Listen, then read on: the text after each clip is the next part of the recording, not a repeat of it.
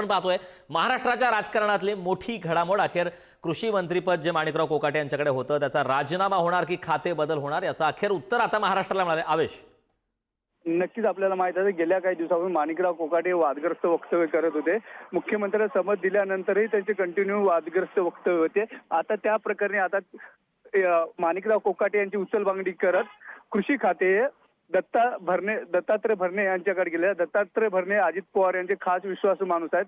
अजित पवार यांनी जे जबाबदारी दत्तात्रय भरणे यांच्यावर दिली आहे ते त्यांनी पूर्ण केलेली आहे आतापर्यंत। आणि आता या प्रकरणी दत्तात्रय भरणे यांची कृषी मंत्रिपदी वर्णी लागली तर उचलबांगडी झालेले माणिकराव कोकाटे यांच्याकडे क्रीडा खाता आलेला आहे। दुसरी गोष्ट म्हणजे महत्त्वाची म्हणजे की माणिकराव कोकाटे यांच्याबद्दल दिल्लीतले भाजपचे वरिष्ठ नेते सुद्धा नाराज होते। त्या पार्श्वभूमीवर गेल्या काही दिवसापूर्वी मुख्यमंत्री देवेंद्र फडणवीस ज्यावेळेस दिल्ली दौऱ्यावर गेले होते त्या दिल्ली दौऱ्यावर सुद्धा माणिकराव कोकाटेबाबत चर्चा झाली आणि दिल्लीतल्या वरिष्ठ नेत्यांनी सांगितलेलं आहे की माणिकराव कोकाटे यांना कृषी खातं हे देऊ नका। कृषी खाते म्हणजे कृषी खाते हे सगळ्यात महत्त्वाचं खातं महाराष्ट्रासाठी आहे।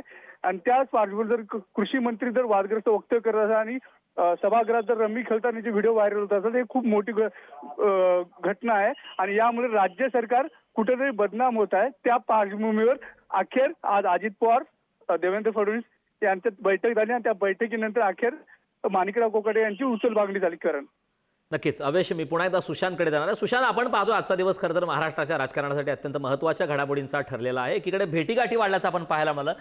राष्ट्रवादी अजित पवार यांच्या पक्षातीलच माजी मंत्री धनंजय मुंडे यांनी सुद्धा मुख्यमंत्र्यांची भेट घेतलेली होती। पुन्हा एकदा धनंजय मुंडेंची मंत्रिपदी वर्णी लागणार का, मंत्रिमंडळात एंट्री होणार का, अशा सुद्धा चर्चा सुरू होता। त्या बाबतीत काही घडामोडी पुढे घडल्या का? कारण खरं तर धनंजय मुंडे यांनी 2 वेळा मुख्यमंत्री देवेंद्र फडणवीस यांची भेट घेतली। अर्थात आपण कालच सांगितलं होतं ही भेट जी आहे ती त्यांच्या वैयक्तिक कामासाठी होती। धनंजय मुंडे यांना मंत्रीपदी पुन्हा विराजमान होतील अशी एक चर्चा रंगली होती। मात्र जी आपल्याला सूत्रांनी माहिती दिली होती त्यानुसार जर धनंजय मुंडे यांना पुन्हा मंत्रिमंडळात घेतलं तर महायुती सरकार बदनाम होईल, महायुतीवर प्रचंड टीका होईल। कारण धनंजय मुंडे यांच्यावर ज्या पद्धतीने आरोप झाले होते, वाल्मिक कराड यांच्यामुळे धनंजय मुंडे अडचणीत आले होते आणि त्यांना मंत्रिपदाचा राजीनामा द्यावा लागला। आणि अशातच काही महिन्यात जर त्यांना मंत्रिमंडळात पुन्हा घेतलं तर ती पक्षाची बदनामी होईल आणि महायुतीची बदनामी होईल। त्यामुळे त्यांना मंत्रिमंडळात पुन्हा स्थान मिळणार नाही हे जवळपास निश्चित झालं होतं।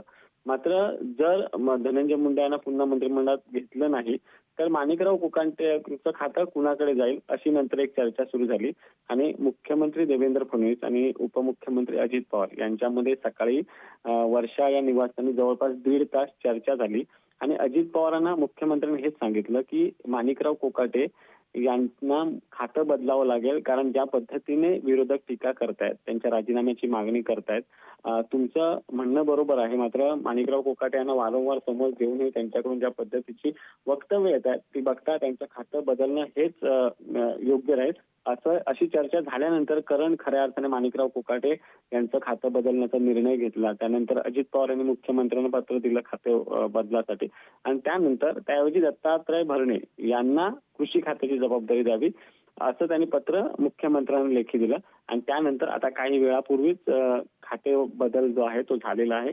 माणिकराव कोकाटे यांच्याकडे दत्तात्रय भरणे यांच्याकडे असलेलं खातं जे आहे ते देण्यात आलंय। तर दत्तात्रय भरणे यांना माणिकराव कोकाटेंकडे असलेलं महत्त्वपूर्ण असं कृषी खातं जे आहे ते देण्यात आलंय। त्यामुळे कुठेतरी जो वाद निर्माण झाला होता, माणिकराव कोकाटे यांच्या विधानानंतर एक वाद झाला होता आणि त्यांचा एक व्हिडिओ सभागृहातला समोर आला होता, त्यानंतर एक जो वाद निर्माण झाला होता, महायुती सरकारवर सातत्याने टीका केली जात होती, मुख्यमंत्र्यांवर प्रश्नचिन्ह विरोधक उपस्थित करत होते, राज्याचा कृषी मंत्री जर असं वागत असेल तर शेतकऱ्यांचं भलं कसं होईल अशी एक टीका होत होती। आणि ही टीका होत असतानाच आता मुख्यमंत्र्यांनी अजित पवार यांच्या सोबत बसून एक योग्य निर्णय घेतलेला आहे आणि माणिकराव कोकाटे यांचा राजीनामा न घेता त्यांच्याकडचं कृषी खातं काढून घेण्यात आलंय आणि त्यांना दत्तात्रय भरणे यांच्याकडून क्रीडा व कल्याण खाते जे आहे ते देण्यात आलेलं आहे। कारण नक्कीच सुशांत, मात्र मागच्या काही दिवसांच्या घडामोडींवरती जर नजर टाकली तर माणिकराव कोकाटे यांच्या राजीनाम्याची चर्चा होती, तसा मोठ्या प्रमाणात आग्रह सुद्धा महाराष्ट्रामध्ये रोज सुद्धा पाहायला मिळाला। मात्र त्याच दरम्यान राष्ट्रवादी अजित पवार यांच्या पक्षामध्येच माणिकराव कोकाटे यांच्याकडेच कृषी खातं राहावं यासाठी सुद्धा लॉबी होती आणि तसे प्रयत्न सुद्धा सुरू होते अशी सुद्धा चर्चा होती। ते प्रयत्न निष्फळ ठरले असं म्हणायचं का?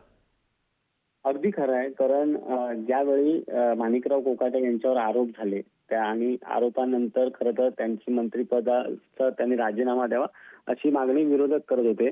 या दरम्यान राष्ट्रवादीचे काही प्रमुख नेते